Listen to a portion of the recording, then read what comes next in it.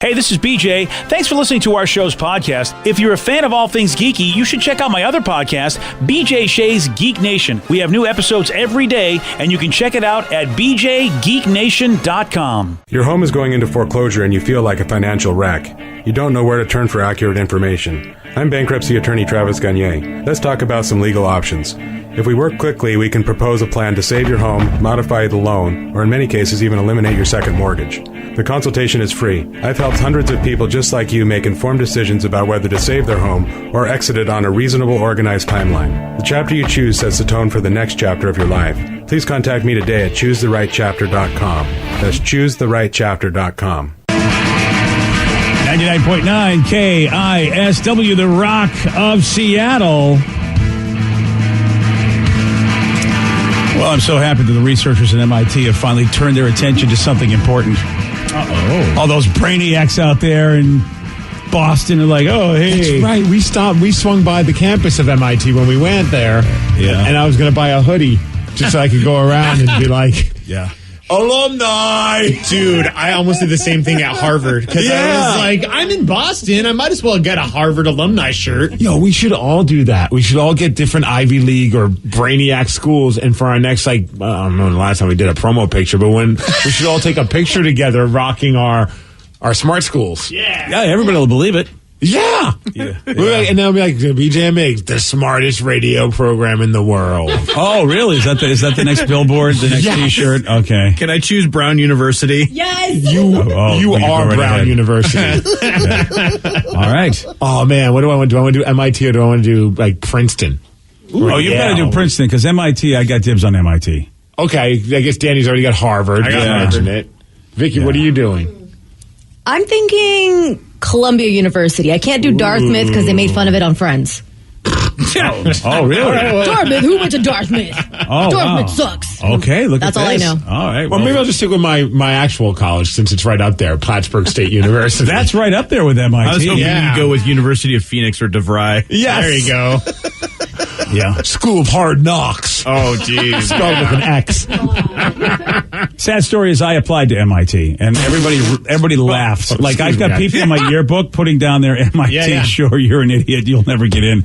And they were right, but I did apply. I did the same with Stanford, actually, because it was like, you can send your transcripts and apply for a free to like 3 schools. So I did that, and I had like a 19 on my ACTs, and I sent that in. I didn't hear back. You guys I was much more realistic. I just found the school that accepted anyone, and I applied to that one. That's the spirit. Got in.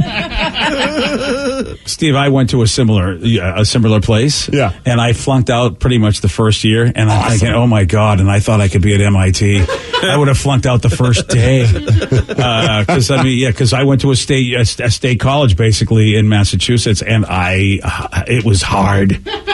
It was really hard. It was like, well, you really got to kind of apply yourself here.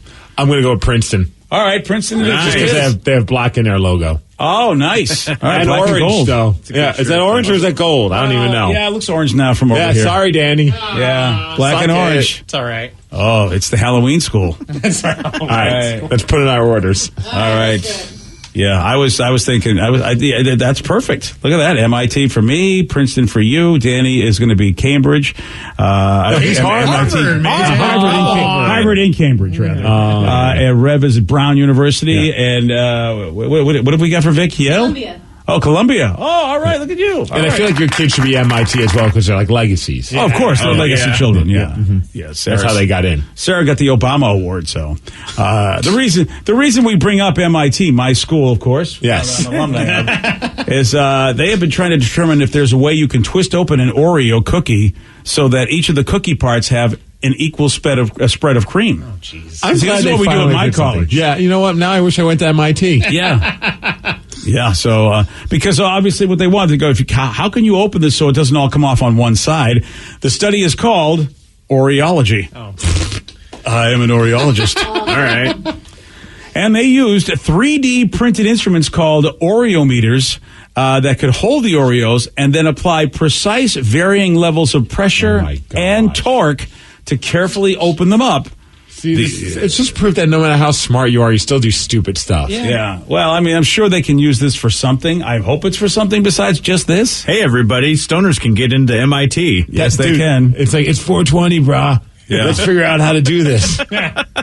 So, after an exhausting process, the researchers found nothing. There is... Yep. We could have done the same thing at Plattsburgh and not even had made robot things. Yeah, you're absolutely right. Robot things. Yeah, there is no secret trick to opening an Oreo perfectly evenly. It will almost always split with more cream on one side. I'm sure the people that make Oreo cookies, Nabisco, is like, wow, if you just asked, we could have told you. What did they get for a grade on this project? Because it's impressive that they made this apparatus that can do that. Right. Yeah. But it got them nothing. Nothing, and that's the thing. I think they'll probably get graded on the apparatus, which is nice. But yeah, I mean, and I thought, you know what? Everyone made fun of me for doing a book, my thesis or whatever the heck you had to do in college on the amazing Mets of 1969. Nice, but I only did it because I knew that he was a fan of the Mets, and that's why I did it. The professor. Yeah, and that's what he put on there. He says, you're getting like a half a grade because I like the Mets, but you're still an idiot. That's still awful, but go Mets, go. Yeah. What's that? Man, now I'm leaning towards Columbia. Oh. Because they have a little bit of the Kraken blue in their colors. I called it. Damn it. Yeah, sorry, but Vicky's got it. What if that's how we met at Columbia? You and Vicky met at Columbia? Yeah. Well, that's fantastic. Many, many years apart. But here's I the was problem. there for alumni weekend. Oh, okay, that's why. Duh. And we became homies. Okay. Yeah. Duh. That's how she got the job here. Yes. Oh, because you played favoritism with a former alumni. Yeah. However, you could at Princeton, you could customize one of the sweatshirts to say Princeton class of 1969. Nice. All right, back on Princeton. Okay, there you go. What's the Princeton's mascot? The Tigers. Oh, the Princeton Tigers. That's why it's black and orange. Yeah. Oh, jeez. Okay, that was really... Here we go. Okay. Wow. All right, back on Princeton. Back on Princeton. Congratulations. Transferred back. I'm so happy that you're back with a school that you have no affiliation to and would never have you. Well, I'm about to buy a hoodie, BJ. Okay, good for it. You go for it, buddy. We got a small town in Canada. They are at war with a woodpecker.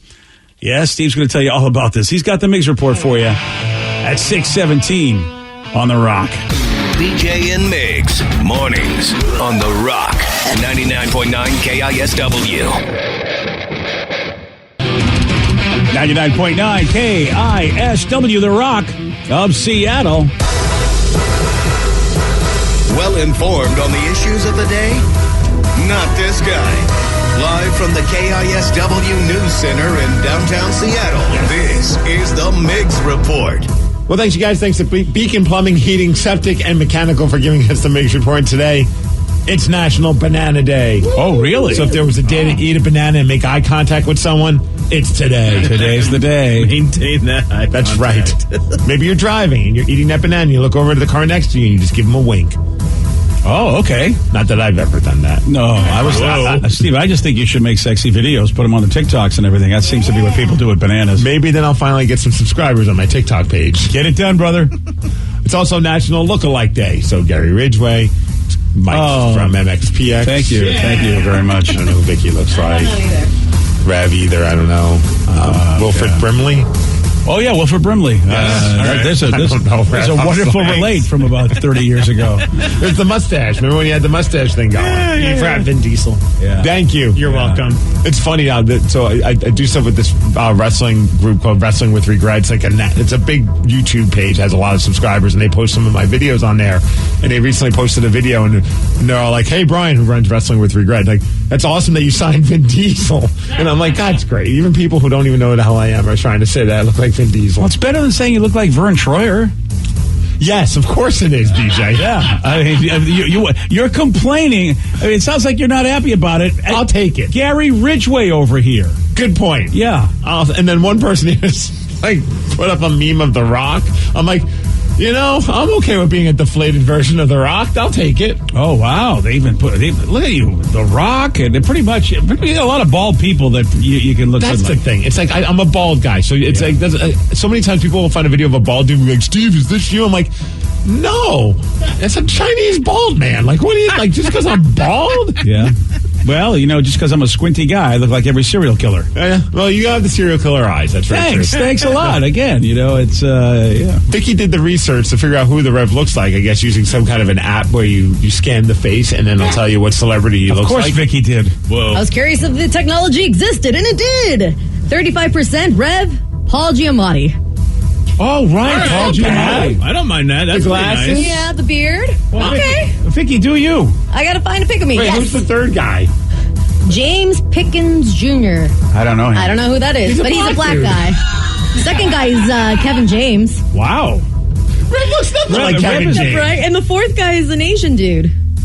All right. So, I mean, I'm cool with Paul Giamatti. Rev is the whitest guy in the world. How would they even think he looks like anything but a white dude? Facial recognition, it's still not all there. I guess not. All right, try one on you, Vicky. Watch Vicky trolling us, and of course it's gonna be the most beautiful person in the world. Yeah, it'll be like Angelina Jolie. Selma Blair of all people. Yeah, that's fantastic. Oh, Scarlett Johansson, I look like. How amazing! This thing is 100% correct. Let's see. It's going to scan the face. What? Who's the first person? Miley Brimley. Cyrus. Miley Cyrus. You look like Miley I Cyrus. do not. no. Dude, you know how many times we go to events and people start yelling Miley and I'm They like, all the time. And then the Yeah. second one is Noah Cyrus. Oh, you So I look like the Cyruses, I you guess? look like a Billy Ray kid. you're guess. Vicky C, I guess. There you go. For Cyrus. Wow, I guess he had some exes in Seattle as well. Cyrus and Jimmy has got some children we don't know about. What if you're a Cyrus and your parents just picked you up on the side of the road? I mean, that'd be cool. Can I get some of the Cyrus money? You get some of that Cyrus dough. Can you bring your sister in every once in a while? I mean, Like, what's up, Miley? I'd be uncomfortable. I've had uncomfortable thoughts Bring your about her. sister. That's not creepy at all. Yeah. Hey, can you bring your sisters in? Just not for anything, but just Just for her to sing songs to us. I don't know why you guys are so perverted. Oh yeah, I don't know why we were either, Steve. I can't figure it out. Well, maybe you need to toke up today because today it's 420. That's right. And of course, today that means you can enjoy some 420 specials because some of these finer establishments, of course, the pot shops are doing what they do. What, they're doing stuff Shocking. today? Yeah, I would okay. imagine. But also different restaurants and fast food places like Wingstop, they have their new blazed and glazed flavor. Oh, very nice. So check that out today. Also, Jack in the Box, which is very controversial, but they have the Pineapple Express milkshake. And that's happening through the end of the month. And you could also get a discount of $4.20 today. It's usually around $5. But I say it's controversial because Seth Rogen not happy with Jack in the Box. Really? Well, because Pineapple Express is the name of that movie that he was a part of. And he's making it very clear that the movie and him have nothing to do with this. And he even takes shots at Jack in the Box and their tacos, saying that they create diarrhea. And I'm like, dude, you've gone too far. Yeah. Because their tacos are amazing. Okay, really is good. it a pineapple flavored shake? Yeah. Yeah. And it's on 420. You know what? I think Seth Rogen kind of looks like a douche here. Yeah. I think he does. Well, some people are like, well, Pineapple Express, it happened, it was around before. The strain was called, I guess, a pineapple strain, and then the movie called it Pineapple Express. So it's a term that they came up with, and that's why he's upset. He even said, this has nothing to do with the movie Pineapple Express. I don't know why he sounds like that, but he does. We had nothing to do with this, and we weren't asked if they wanted our film associated with this. And obviously, if we did a tie-in, it would have to be to promote those bizarre, blanking, diarrhea-inducing taco things they sell. Which that's when he's gone too far. Look, I understand why he's upset because he feels like they're making money off of him and their thing, and I get it. But at the same time, I don't think he realizes he kind of looks like a douche. Yeah, I'm looking forward to trying this. Yeah. The angrier he gets, the more I want to try the Pineapple Express shake. Yeah, I'm willing to give it a shot. I like pineapple upside down cake. Yeah. And I like shakes. All right, let's talk about woodpeckers. Okay. Woodpeckers. Yes, okay, not. Okay. Jeez, BJ, between Miley Cyrus and now woodpeckers, I just, what is going on? Consider Right? the source is all I'm saying. Yes, maturity. Let's show some. Oh, really? Did you just say maturity? Yes. Okay. All right, let's head to North Cowichan, British Columbia, or Cowichan, I don't know. You know what? I like that. North Cowichan. Yeah, that's it. Apparently they're having an issue. This is the greatest headline. They're trying to protect the world's largest hockey stick from a pair of destructive woodpeckers. Oh, yes. That's very Canadian. Right? So they have like a little community center, ice rink. They have a giant hockey stick outside of it. It's 61,000 pounds. Oh, damn. It's 205 feet high, and it's made from Douglas fir, and it's a hockey stick that hangs right in front of the community center. And apparently there's a woodpecker, or two of them. They're the northern flickers. It's a type of woodpecker. Wow. Okay. That's protected by the British Columbia Wildlife Act, and it's just been pecking holes inside of the hockey stick. Look at the size of that. Oh, that thing's. Oh, yeah. Look at the woodpeckers go. So it's putting a large hole in the stick, which some people in the community are like, oh, that's not cool. Yeah. They even try to like put a big metal plate over it, so then the woodpecker just went around the plate and started pecking at the wood outside of the plate. That's kind of what they do. Yeah, it's smarter than you. So here's a bunch of people in the community talking about these woodpeckers. Well, we came out and saw the bark mulch on the ground and looked up, and lo and behold, we found a woodpecker. In all the years I've worked at the arena, I've never seen a woodpecker attacking our hockey stick. So this is a first. One of our treasures, for sure. And it was like, what the heck is going on up there, Mr. Woodpecker, you? Mr. Woodpecker, you. I'll show you, Mr. Woodpecker, you. So now people in the town are divided. Are you on the side of the stick or are you on the side of the woodpecker? They're calling it Team Woody versus Team Stick. Kind of wished I had like maybe a slingshot or something and just, get off our stick. I'm the opposite view. There's lots of wood to replace the wood he's notching out, so I'm on the side of the woodpecker. Okay. Well, that guy's definitely, he's picked sides. He's took a stand. We were able to get a hold of one of the woodpeckers and they had this to say. Sorry, I just Really what he had to say? Yeah. Well, at least you apologize. To be honest, I didn't even care about the story. I just wanted to end it with. Yeah, Woody is, by the way, not my favorite guy. Oh, why? He's horrible. What the hell? He's the worst cartoon ever. You have to be. You're kidding. I am agreeing with BJ on this. Woody is like the most annoying He's cartoon the dumbest character. He says he really is. I mean, he's no Bugs. He's no Daffy. I mean, come on. I don't even know. I'm speechless. I was going to say, we learned two things, and that's one is that BJ hates woodpeckers. I hate Woody. I'm not woodpecker. Wow, Woody's the worst cartoon. I mean, he's oh God, I don't know who made him. It wasn't Disney, right? Is it Hanna-Barbera or is see, Hanna-Barbera makes crap. Hey, excuse me. They do. I mean, outside I don't of even Scooby, know you anymore. Man. Yeah, outside of see, I Scooby-Doo and can't the get behind on that one. What have they Jeez. done outside of Scooby-Doo and the Flintstones? What have they done? And Woody Woodpecker is the official mascot of Universal Studios. All right, well, there you go. Universal Studios. Really? Apparently, according to... Really, they are? Yeah. He Distributed by is? Universal Studios from 1940 to 1972. Also, I wonder, is it still a mascot, I wonder? No, he just said it. Oh, so it stopped in the 70s. Yeah. So it's a good. It's a pretty good idea. Why? Because he sucks. What about Woody sucks? I don't understand. You guys are saying he sucks, but you haven't given me any concrete reasons why. Loud, annoying. And what does he bring to the table besides this? That's all. He's got no lines. He's not funny. He doesn't get his ass kicked by a roadrunner. I mean, there's nothing. He does nothing. Wow. Just when I thought I knew you guys. And of course, it was Hanna-Barbera. I think it was Hanna-Barbera. I could be wrong. I don't remember the history, but I just remember watching the cartoon. Is it Walt Lance? Why do I remember that might be the creator of Woody Woodpecker? Something Lance. Walter Lance. Oh, my Walter God, and Lance. I remembered that. Boy, Mel Blanc was the voice of Woody Woodpecker. He was? At one point. Not his best work.